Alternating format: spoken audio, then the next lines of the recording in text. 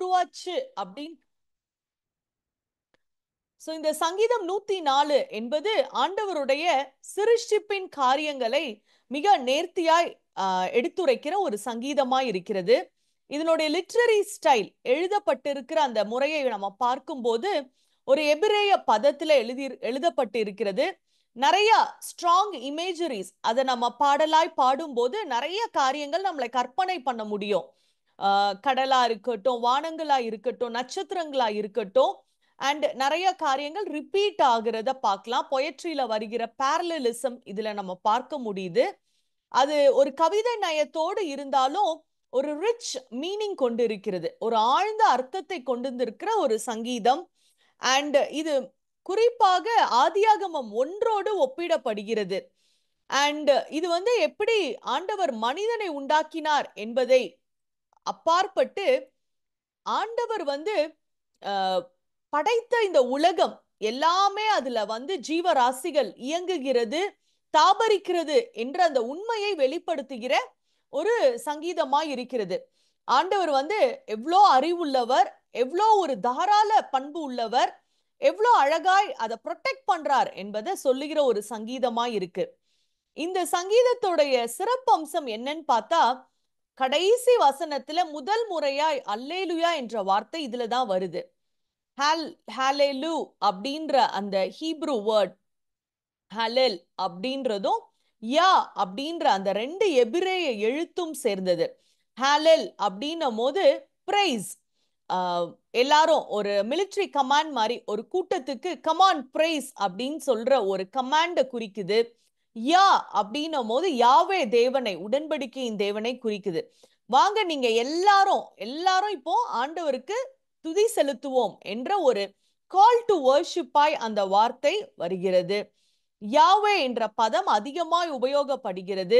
யாவே என்பது ஒரு ஏதோ ஒரு கடவுள் அப்படின்றத நம்ம தமிழ்ல ஆண்டவருக்கு சொல்லவே மாட்டோம். கர்த்தர் அப்படின்னு நம்ம சொல்லும் போது அது ஆண்டவரை குறிப்பாய் குறிக்கிறது. 1000 கடவுள்கள் இன்னைக்கு இருக்கலாம் உலகத்துல. சோ நம்ம எப்பவுமே அந்த கடவுள் என்ற பதத்தை நம்ம அவாய்ட் பண்ணுவோம். அப்போ கர்த்தர் அப்படின்னும் போது அது ஒரே தேவனை குறிக்குது. அந்த மாதிரிதான் யாவே என்ற வார்த்தை, it's not a prize for an unknown God, it is a prize for the personal promise keeping God of Israel. ஆண்டவர் உடன்படிக்கையின் தேவன், அந்த யெகோவா தேவனை, இந்த உலகத்தை சிருஷ்டித்த அந்த தேவனை குறிப்பாய் குறிக்கிற வார்த்தைகள். அடுத்து ரூவா என்ற வார்த்தை உபயோகப்படுத்தப்படுகிறது 4ஆம் வசனத்துல நம்ம பார்ப்போம்.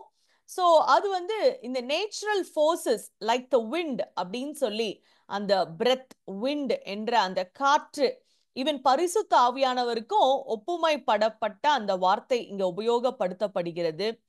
மகிமை, காவோத் என்ற அந்த வார்த்தை அதிகமாய் இந்த இடத்துல வருகிறத நம்ம பார்க்கிறோம். சோ ஆண்டவர் எவ்வளவு நேர்த்தியாய் இந்த உலகத்தை மகிமையாய் சிருஷ்டித்தார் என்ற அந்த மீனிங்ல வருகிறது. சோ இந்த 4 எபிரேய வார்த்தை அதிகமாய் இந்த சங்கீதத்துல ரிப்பீட் ஆகுறத பார்க்கிறோம். அதே மாதிரி இந்த சங்கீதம் ஆதியாகமம் 1ல அந்த டேஸ் ஆஃப் கிரியேஷன், ஆண்டவர் சிருஷ்டித்த அந்த ஆர்டரை ரொம்ப ரிப்பீட் பண்றத பார்க்கிறோம். ஃபார் எக்ஸாம்பிள், நீங்க இந்த டேப்லர் காலம்ல பார்த்தா வசனம் சங்கீதம் 104:2 பார்க்கும்போது, அவர் ஒளியை ஆடையாய் அணிந்து வானத்தை திரையை போல் விரித்திருக்கிறார் அப்படின்றோம். ஆதியாகமம் 1ல பார்க்கும்போது ஒளி அப்படின்னும் போது வெளிச்சம் உண்டாக கடவுது, வெளிச்சம் நல்லது என்ற அந்த சிருஷ்டிப்பின் ஆர்டரை நம்ம பார்க்கிறோம். 2வது இந்த சங்கீதம் 2-3ஆம் வசனம் பார்க்கும்போது அவர் வானங்களை திரையை போல விரித்திருக்கிறார் அப்படின்னும் போது, ஆதியாகமம் 1ல அவர் வானத்தை மேல கீழே அவர் பிரிக்கிறார் என்று சொல்லி நம்ம பார்க்கிறோம். அதே மாதிரி சங்கீதம் 104ல நீர் பூமியை மூடினது, அது எல்லையை தாண்டாது என்று சொல்லும் போது, அங்க சங்கீதம் 1:9 ஆதியாகமம் 1:9 பார்க்கும்போது அந்த உலர்ந்த நிலமும் வெட்டாந்தரையும் ஒரே இடத்துல பிரிய கடவுது என்று சொல்லப்படுகிறது. 3வது பார்த்தோம்னா எல்லா வெஜிடேஷன்ஸ், தாவரங்கள், புல்வெளியை அவர் கால்நடைகளுக்காக புல்வெளியை வளர்க்கிறார் அப்படின்னு சொல்லும் போது, ஆதியாகமம் 1 அவர் மச்சங்களை, அவர் எல்லாவித கனி தரும் சகல கனி விருட்சங்களையும் முளைப்பிக்க கடவுது என்று சொல்றத பார்க்கிறோம்.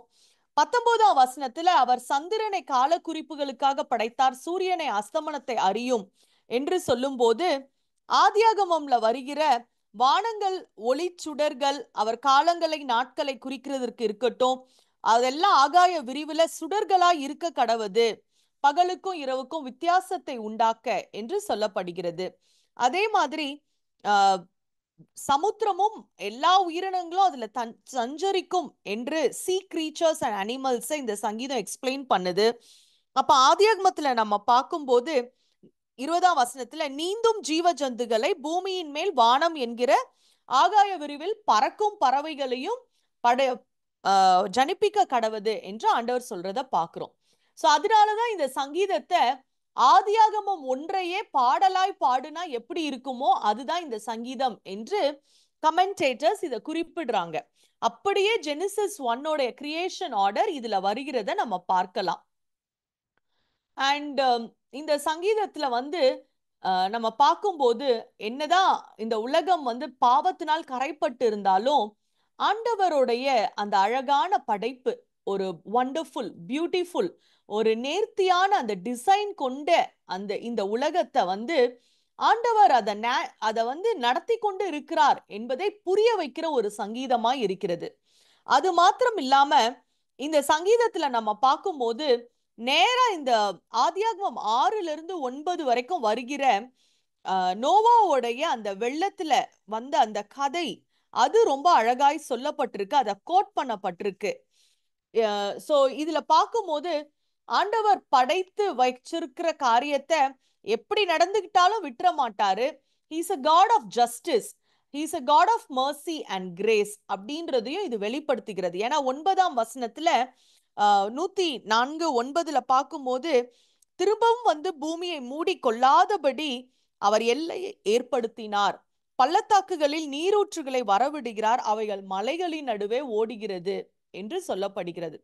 அதாவது ஆண்டவர் மட்டும் அந்த பவுண்டரிஸை வைக்கலன்னா அப்படியே ஃப்ளட் மூடி போயிரும் அப்படின்றத இந்த இடத்துல நம்ம அதுக்கு ஒரு கோட் பண்றத நம்ம பார்க்கிறோம். நோவாவுக்கு 600ஆம் வயது ஆகும்போது மகா ஆழத்தின் ஊற்றுக்கண்கள் எல்லாம் பிளந்தன என்று சொல்லுகிற அந்த காரியத்தையும் இந்த இடத்துல பார்க்கிறோம். சோ இந்த சங்கீதத்துடைய 3 தீம் ஒன்னு ஆண்டவர் அவர் பெரியவர், அதுதான் first theme, greatness of God. கர்த்தர் மிகவும் பெரியவராய் இருக்கிறார், my God is very great. ஏன்னா அவர் இவ்வளோ பிரம்மாண்டமான படைப்புகளை படைத்திருக்கிறார். 2வது அவர் மிகுந்த ஞானம் உள்ளவர், உமது கிரியைகள் எவ்வளவு திரளாய் இருக்கிறது, அதை எவ்வளவு ஞானமாய் படைத்தீர் என்று 24ஆம் வசனத்துல வாசிக்கிறோம்.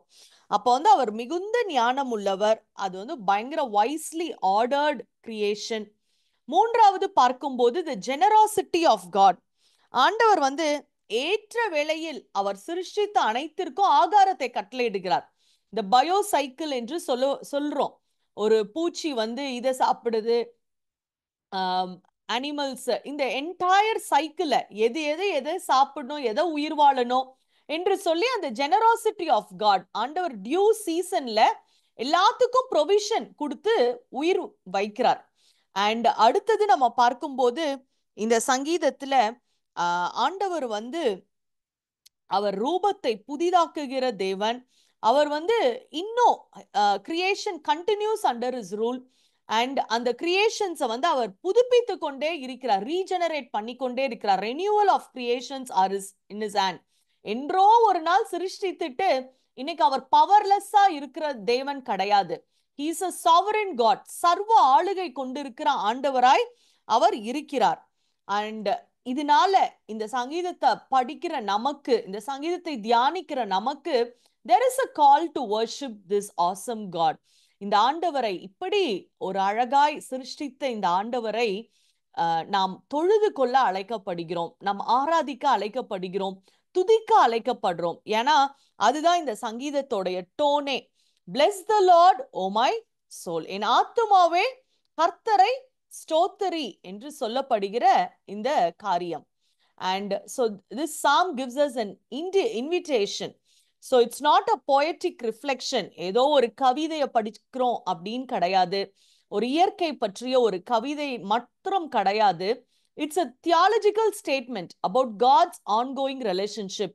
இன்றும் அவருடைய சிருஷ்டிப்புகளோடு ஆண்டவருக்கு என்ன ஒரு உறவு இருக்கிறது, அவருடைய சிருஷ்டி படைப்புகளாகிய நமக்கு என்ன ரோல் இருக்கு, இப்படிப்பட்ட தேவனை வணங்குவதற்கு, துதிப்பதற்கு, நினைப்பதற்கு ஹவு இன்டெப்டட் வி ஆர் அப்படின்றத உணர்த்துகிற ஒரு சங்கீதம்.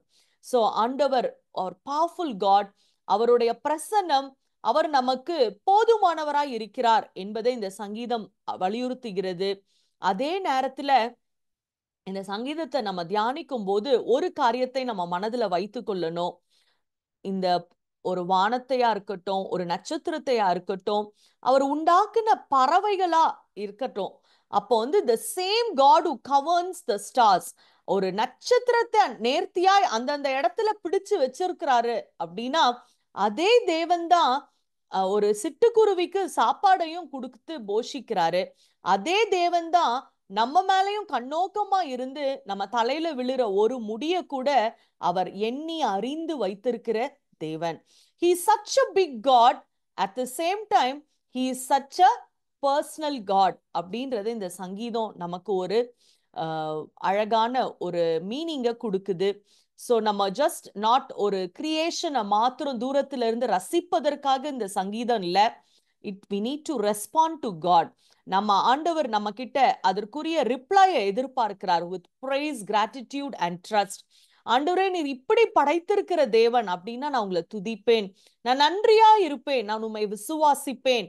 ஒருவேளை நம்மளுடைய வாழ்க்கையில எல்லாம் டிஸ்ஆர்டர்லியா இருக்கு, ஆர் இந்த உலகத்துல நிறைய என்வாயன்மெண்டல் கிரைசிஸ் புரிந்து நடந்து கொண்டு இருக்கிறது, இந்த குளோபல் வார்மிங்கா இருக்கட்டும், கிளைமேட் சேஞ்சஸா இருக்கட்டும், ஆண்டவர் உலகத்தை அப்படியே கைவிட்டுற தேவன் கிடையாது. World is not to be abandon. ஆண்டவர் நம்மளை நேசிக்கிறார், நம்மளுடைய உலகத்தை அவர் நேசிக்கிறார், இந்த பூமியை நேசித்து அதை சஸ்டெயின் பண்ணுவாரு. So my creator God holds all things together. இந்த பூமியில சிருஷ்டித்த என் ஆண்டவர் அனைத்தையும் பற்றி பிடித்து நடத்தி கொண்டு இருக்கிறார். என்னுடைய வாழ்க்கையும் அவர் விட்டுற மாட்டார். என்னுடைய வாழ்க்கையும் அவருடைய கை இருக்கிறது. அவர் நேர்த்தியாய் ஒரு நட்சத்திரத்தை அதன் பாதையில வச்சிருக்கிற ஆண்டவர் என் வாழ்க்கையின் காரியங்களை சால்வ் பண்ண வல்லவர் அப்படின்ற அந்த நன்றியுள்ள இருதயத்தோடு, அந்த விசுவாசம் உள்ள இருதயத்தோடு இந்த சங்கீதத்தை நாம் தியானிக்க அழைக்கப்படுகிறோம். முதல் வசனம் நம்ம பார்க்கும்போது நம்ம 3 வசனங்கள் தான் இன்னைக்கு பார்க்கலாம். முதல் வசனம் பார்க்கும்போது, என் ஆத்துமாவே கர்த்தரை ஸ்தோத்திரி, என் தேவனாகிய கர்த்தாவே நீர் மிகவும் பெரியவராய் இருக்கிறீர், மகிமையும் மகத்துவத்தையும் அணிந்து கொண்டிருக்கிறீர் என்று சொல்லப்படுகிறது. அப்போ the immeasurable greatness of Yahweh, என் தேவனாகிய கர்த்தாவே நீர் எவ்வளவு பெரியவர் அப்படின்னு சொல்லும் போது, மை கவனன்ட் காட், ஏன் கர்த்தாவே அப்படின்னும் போது மை லார்ட், மை சைல்டு அப்படின்ற அந்த ஓனிங் பர்சனல் ப்ரோனவுன் போட்டிருக்கு. So he is very great அப்படின்னும் போது he is a strong God, ஒரு மனுஷனுக்கு அப்பாற்பட்ட ஒரு பெரிய தேவன் என்பது அந்த எபிரேய வார்த்தை கதால் அப்படின்ற அந்த வார்த்தை எடுத்துரைக்கிறது.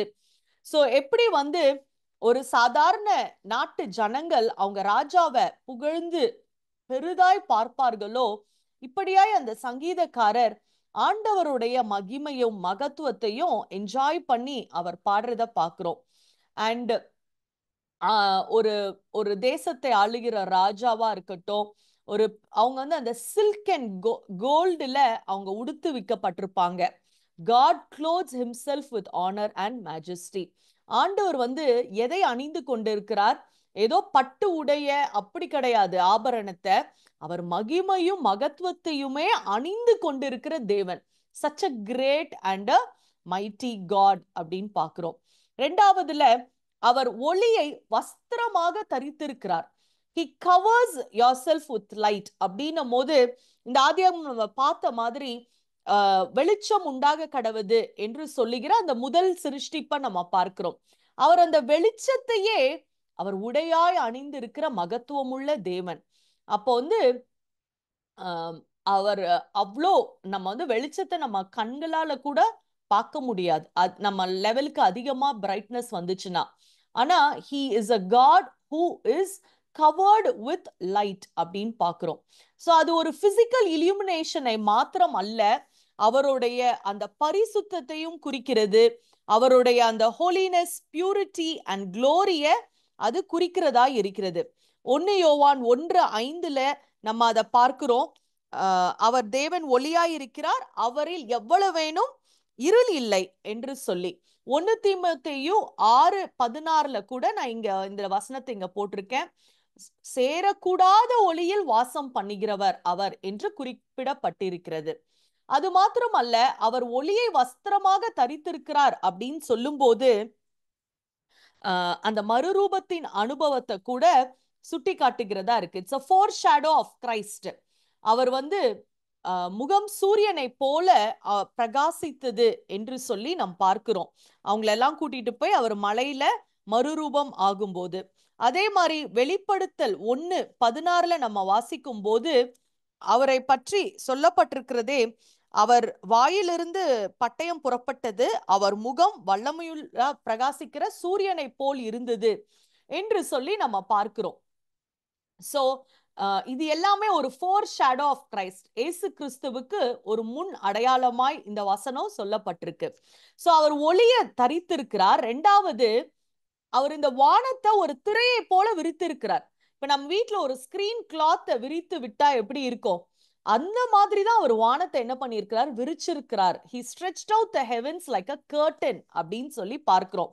இப்ப எப்படி ஒரு கிரிக்கெட் மேட்ச்க்கு பெவிலியான் ரெடி பண்றாங்களோ அந்த மாதிரி. சோ இது எதற்கு இது சொல்லப்படுகிறது என்று பார்த்தா, அவர் வந்து அந்த காலத்துல ஒரு ராயல் ப்ரொசெஷன், ஒரு மிலிட்டரி கேம்பெயின் இருந்துச்சுன்னா, கிங்ஸ் வந்து அவங்களுடைய எல்லா சகல வஸ்துக்களையும் டிஸ்பிளேல வச்சிருப்பாங்களாம். அப்படியே அவங்க நடந்து போகும்போது சைட்ல பெவிலியான்ல எல்லாமே டிஸ்பிளேல இருக்கும். சோ இது வந்து ஆண்டவர் டிஸ்பிளே பண்ணியிருக்கிறது ஒரு பட்டோ இல்லனா தங்கமோ கிடையாது, அவர் வானத்தையே டிஸ்பிளேல விரித்து வைத்திருக்கிறார் என்று சொல்லப்படுகிறது. சோ லைக் அந்த நம்ம வானமே நமக்கு மிக பெருசு, அதை ஸ்ப்ரெட் அவுட் பண்ணி மடித்து விரித்து என்று சொல்லும் போது ஏதோ ஒரு துணியை விரிக்கிற மாதிரி. So such a big God and such a powerful God அப்படின்றத நாம் புரிந்து கொள்கிறோம். அண்ட் இந்த வானங்களை திரையை போல விரித்திருக்கிற காரியத்தை பைபிள் தான் ஃபர்ஸ்ட் எக்ஸ்பிளைன் பண்ணுது, even before the astronomers good explain. அப்ப ஆண்டவர் வந்து இந்த உலகத்தை படைத்ததுல 2 ஸ்டெப். ஒன்னு வந்து அவர் அனைத்தையும் அவர் வார்த்தையினால் படைத்தார். உண்டாக கடவுது உண்டாக கடவுது என்று சொல்லும் போது அது படைக்கப்பட்டது. இன்னும் இந்த ஒரு 12 வசனத்துல நம்ம பார்க்கும்போது ஆண்டவர் வந்து அப்படியே அந்த வானத்து ஒரு சின்ன இதுல இருந்து அவர் ஸ்ட்ரெச் பண்ணி படைத்தார் என்ற ஒரு அழகான ஒரு பிசிக்ஸ் ரிலேட்டடான ஒரு காரியத்தை அடிக்கடி ரிப்பீட் ஆகுறது, 12 இடத்துல ரிப்பீட் ஆகுறத நம்ம பார்க்கிறோம். யோபு 9:8 எடுத்துக்கிட்டா, அவர் ஒருவரே வானங்களை விரித்து அலைகள் மேல் நடக்கிறவர். யோபு 26 பார்க்கும்போது அவர் வெட்ட வெளியிலே உத்தர மண்டலத்தை விரித்தார். அந்த poles, north pole south pole, அத அவர் எம்டி ஸ்பேஸ்ல ஹேங் பண்ணி விரிக்கிறார் அப்படின்னு பாக்குறோம்.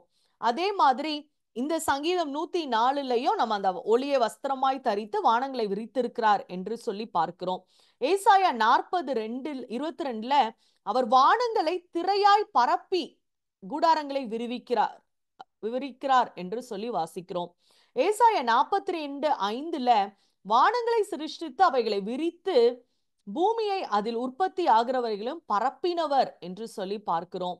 ஏசாயா 44:24 நானே எல்லாவற்றையும் செய்கிற கர்த்தர், நான் ஒருவராய் வானங்களை விரித்து பரப்பினவர் என்று சொல்றாரு.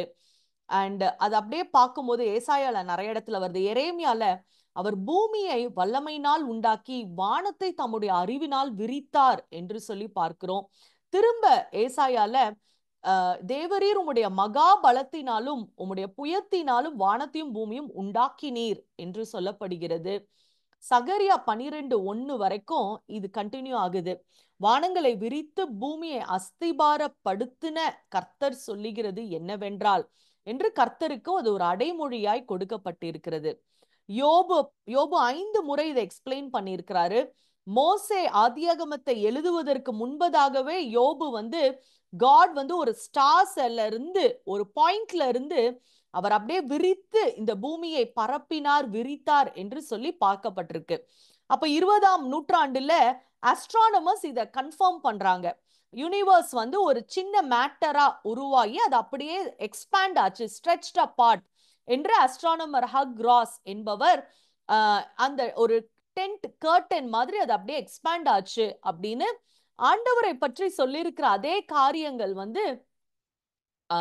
ஆஸ்ட்ரானமர்ஸ் அதை உறுதி செய்திருக்கிறாங்க. அப்போ ஆண்டவர் அவருடைய தாசர்களை கொண்டு ரொம்ப அக்யூரேட்டா அவர் எழுத வைத்திருக்கிறார். யோபுவா இருக்கட்டும், தாவீதா இருக்கட்டும், ஏசாயா, எரேமியா, சகரியா எல்லாருமே ஒரு டெலஸ்கோப்ல பார்த்த மாதிரி இந்த மாடர்ன் பிசிக்ஸ ஆண்டவருக்கு அடைமொழியாய் எழுதி இருக்கிறார்கள். அப்படின்னாலே நம்மளுடைய வேதாகமம் எவ்வளவு சிறந்தது, எவ்வளோ ஒரு மகத்துவம் உள்ளது, ஹவு ட்ரூ இட் இஸ் அப்படின்றத நம்மளால அறிந்து கொள்ள முடியும். அப்போ அவர் வானங்களை திரையை போல விரித்திருக்கிறார் அப்படின்னும் போது இட் இண்டிகேட்ஸ் ப்ரொடெக்ஷன்.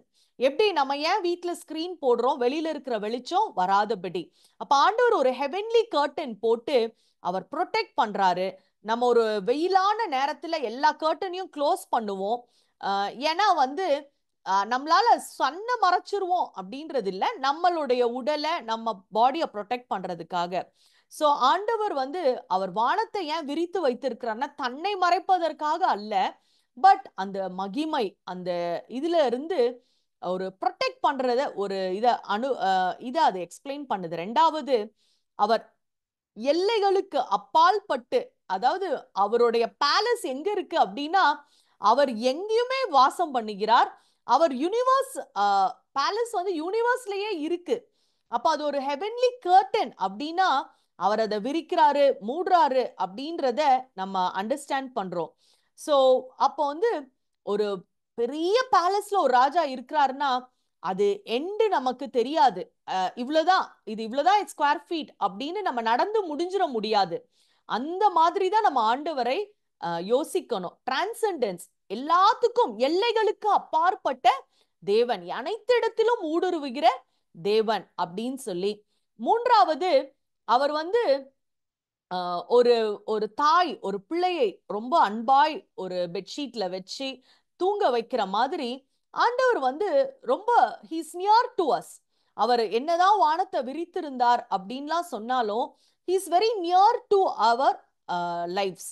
அவர் ஒரு ஆர்டர்லியா ஒரு வீட்டை எப்படி ஒழுங்குபடுத்துவோமோ அந்த மாதிரி ரொம்ப கேர்ஃபுல்லா, ரொம்ப மைண்ட்ஃபுல்லா அவர் அனைத்தையும் நடத்தி கொண்டிருக்கிற தேவன் என்பதை இது புரிய வைக்கிறது. மூன்றாவது, அவர் மேல் வீடுகளை தண்ணீரால் மச்சுப்பாவி மேகங்களை ரதமாக்கி காற்றின் செட்டைகளிலுக்குள்ள செல்லுகிறார் என்று சொல்லி பார்க்கிறோம்.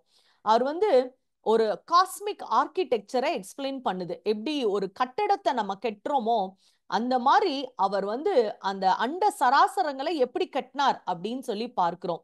சோ அவர் அப்பர் சேம்பரை அவர் பீம் வச்சு கட்டி அதை வாட்டர்ஸால நிரப்பி இருக்கிறார் என்று சொல்லப்படுகிறது. அப்ப அந்த அப்பர் சேம்பர் அப்படின்னும் போது ஒரு ராஜாவுடைய மேல் வீட்டறை என்று குறிக்கப்படுகிறது. அப்ப அவர் மேல் வீடு அப்படின்னும் போது அவர் மிகவும் he rules above, he lives above all the human thoughts என்று சொல்லி பார்க்கிறோம். அவர் மேகங்களையே ரதமாக்கி அவர் செல்லுகிறார். கிளவுட்ஸ் அவருடைய சேரியட். அப்போ அது ஒரு டிவைன் ஆக்ஷன். ஏதோ ஒரு லக்ஸரியஸா ஆண்டவர் மேகத்துல போயிட்டு இருக்கிறாரு அப்படின்னு இன்னைக்கு மற்றவர்கள் சித்தரிக்கிற மாதிரி அவங்க கடவுளுக்கு ஒரு ஒரு வாகனம் என்பது அல்ல, இட்ஸ் டிவைன் ஆக்ஷன். அப்போ எப்படி ஒரு ராஜா ஒரு சிட்டிக்குள்ள வரும்போது ஒரு பெரிய ரதத்துல வராரோ, நம்முடைய ஆண்டவர் அவர் படைத்த அந்த வானத்தை அதுலயே அவர் டிராவல் பண்றாரு. அவர் சீனாய் மலையா இருக்கட்டும், தாபோர் மலையா இருக்கட்டும், அவர் மறுரூபம் ஆகும் போது அவர் வானத்துக்குள்ள இருந்து இறங்குறத நம்ம அடிக்கடி நம்ம வாசிக்கிறோம். அப்போ வானத்திலிருந்து ஒரு சத்தம் உண்டாகி அவர் மறுரூபம் ஆகும் போதும் எல்லாமே மேல அப்படி நடக்கிறத நம்ம பார்க்கிறோம். சோ இது வந்து தம்முடைய மேல் வீடுகளை மச்சுப்பாவி மேகங்களை ரதமாக்கி காற்றின் செட்டைகள் மேல் செல்லுகிறார் என்று சொல்லி பார்க்கிறோம். He walks on the wings of wind. அப்போ அவர் விண்டோடைய விங்ஸ்ல போறாருன்னா காற்று அடிச்சுச்சுன்னா எல்லாத்தையும் தூக்கி உடைச்சிரும், பறக்க விட்டுரும். அப்போ வந்து அவருடைய ஸ்பீட், அவருடைய ஓம்னி பிரசன்ஸ் அது குறிக்குது. அண்ட் அது வந்து அவருடைய மொபிலிட்டி.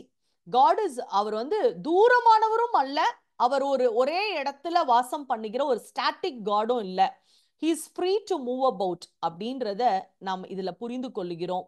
சோ இந்த சங்கீதம் நமக்கு இன்னைக்கு ஒரு பெரிய இன்விடேஷனை ரொம்ப ரொம்ப எக்ஸ்பிரசிவா கொடுக்கறத பாக்குறோம். ஸோ இன்னைக்கு 2 கீ ரிஃப்ளெக்ஷன்ஸோட நம்ம முடிக்கலாம்.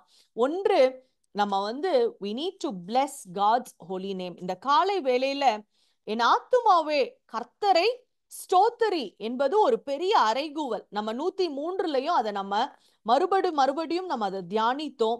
அதே இதை நம்ம இங்கேயும் நாம் அந்த அறைகூவல் நமக்கு விடுக்கப்படுகிறது. சங்கீதம் 33:21 நம்ம பார்க்கும்போது, for our heart rejoices in him because we trust in his holy name என்று சொல்லி நாம் பார்க்கிறோம். 33:21 அவருடைய பரிசுத்த நாமத்தை நாம் நம்பி இருக்கிறபடியால் நம்முடைய இருதயம் களி கூறும் என்று சொல்லி பார்க்கிறோம். சோ எல்லா சங்கீதத்திலையும் இந்த தீம் ஓடிக்கொண்டே இருக்கிறது. சங்கீதம் 105 நம்ம பார்க்கும்போது boast in his holy name. ஆண்டவர் வந்து அவர் பரிசுத்தமுள்ள அந்த தேவனை நாம் துதிக்க அழைக்கப்படுகிறோம். 105:3 கூட பரிசுத்த நாமத்தை குறித்து மேன்மை பாராட்டுங்கள் என்று சொல்லி. அண்ட் மோசேயும் அத உபாகமம் 32:3 அவர் மகத்துவமும் பரிசுத்தமுள்ள ஆண்டவர் என்று சொல்லி சொல்றாரு. சோ இந்த அவர் வந்து ஒரு பரிசுத்தமுள்ள தேவன். அதனாலதான் அவர் செய்தது அவ்வளவு நேர்த்தியா இருக்கிறது. இந்த கிரியேஷன் வந்து நம்ம he is such a perfect creation because he is a holy God. அப்போ அவருடைய அந்த பரிசுத்த குணத்திற்கு உரிமையான ஒரே தேவனை இந்த காலை வேளையில என் பரிசுத்த ஆண்டவர் எவ்வளோ நேர்த்தியா இந்த படைப்புகளை செய்திருக்கிறார். He deserves our complete praise for his holy character and his amazing creation. ரெண்டாவது, worship the God who worship the creator who uses his power to deliver you. So ஆண்டவர் அவருடைய சிருஷ்டிப்பின் மேல இவ்ளோ வல்லமை வைத்திருக்கிறாரே, அப்போ இவ்ளோ கண்ட்ரோல் பவர் வச்சிருக்கிறாரே. ஒரு விண்டை எடுத்துட்டு அவர் சேரியட் மாதிரி யூஸ் பண்ணி போயிடுறாரு. அவர் படைத்த அந்த காற்றுல அவர் கடந்து ரதம் மாதிரி போயிடுறாரு. வானத்தை ஒரு கர்டன் மாதிரி விரிக்கிறாரு. நம்மளால கண்ணு கூசுகிற அந்த வெளிச்சத்தை அவர் உடையாய் தரித்திருக்கிறார். அப்படின்னா என்னுடைய வாழ்க்கையின் சூழல்கள்ல ஆண்டவரால என்னை விடுவிக்க முடியாதா? உபாகமம் 4:34 அந்த வசனத்தை நம்ம வாசிக்கலாம். ஒரு ஜனத்தை சோதனையாலும் அடையாளங்களினாலும் அற்புதங்களினாலும் வல்லமையுள்ள கரத்தினாலும் ஓங்கிய புயத்தினாலும் தமக்கென்று தெரிந்து கொள்ள வகை பண்ணினது உண்டோ என்று நீ விசாரித்து பார். நீ பார்த்துட்டு இருக்கிறியே, நீ வாழ்ந்துட்டு இருக்கிறியே, உன்னை சுத்தி நிறைய பேர் நல்லா இருக்கிறாங்க, நீ நினைச்சு வருத்தப்பட்டு இருக்கிறியே, எந்த தேவனாவது இப்படி செய்ய வல்லவர் என்பதை நீ சுத்தி பார்த்து அண்டர்ஸ்டாண்ட் பண்ணு அப்படின்னு சொல்றாரு. Is there another God who can do such great things அப்படின்னு சொல்லி. ஏசாயா 50:2 நான் மீட்க கூடாதபடிக்கு என் கை குறுகிற்றோ, விடுவிக்குவதற்கு என்னிடத்தில் பலன் இல்லாமல் போயிற்றோ, என் கண்டிதத்தினால் நான் கடலையே வற்ற பண்ணுவேன், நதியை வெட்டாந்தரை ஆக்கி போடுகிறேன். உங்களுடைய லைஃப்ல நான் எதுவும் செய்ய முடியாதபடி என்னுடைய கை என்ன குறுகி போயிருக்கா? Is my hand so short that it cannot deliver you என்று சொல்லி ஆண்டவர் நம்மளை பார்த்து ஒரு கேள்வி கேட்கிற மாதிரி இந்த சங்கீதம் நமக்கு எடுத்து ஒரு பஞ்ச் லைனை நமக்கு மைண்ட்ல வைக்குது. அப்போ வந்து இந்த ஆண்டவரை நாம் ஆராதிக்க அழைக்கப்படுகிறோம், பிலீவ் பண்ண அழைக்கப்படுகிறோம். வானத்தையும் பூமியையும் உண்டாக்கின கர்த்தர் சியோனிலிருந்து உன்னை ஆசீர்வதிப்பாராக என்று சொல்லி நிறைய இடத்துல ரிப்பீட் ஆகுறத பார்க்கிறோம். May you be blessed by the Lord, the maker of heaven and earth. May the Lord bless you from Zion, who made heaven and earth. உன்னை ஆசீர்வதிக்கிற தேவன் எப்படிப்பட்டவர் என்றால், அவர் வானத்தையும் பூமியும் படைத்த தேவன். அவர் உன்னை ஆசீர்வதிக்க வல்லவர். சும்மா ஆசீர்வதிக்கிற பல பேர் இருப்பாங்க. ஒரு பர்த்டேக்கு விஷஸ்க்கு போனா 100 பேர் நமக்கு விஷ் பண்ணலாம். But he is a God who is the creator of heaven and earth. அவர் நம்மளை ஆசீர்வதித்த அந்த ஆசீர்வாதம் எவ்வளோ ஒரு மேன்மையானது. அவரால முடியாத காரியம் ஒன்றுமே இல்லை. there is no problem too big or small in our life for God அப்படின்றத இந்த சங்கீதம் அழகா எடுத்துரைக்கிறது. இந்த வாரம் மீண்டும் அடுத்த பகுதியில நாம் சந்திப்போம். Thank you very much. Thank you so much sister. Brother Ernest ஒரு ஜெபம் பண்ணி முடிச்சிருங்க. தேங்க்யூ. மகா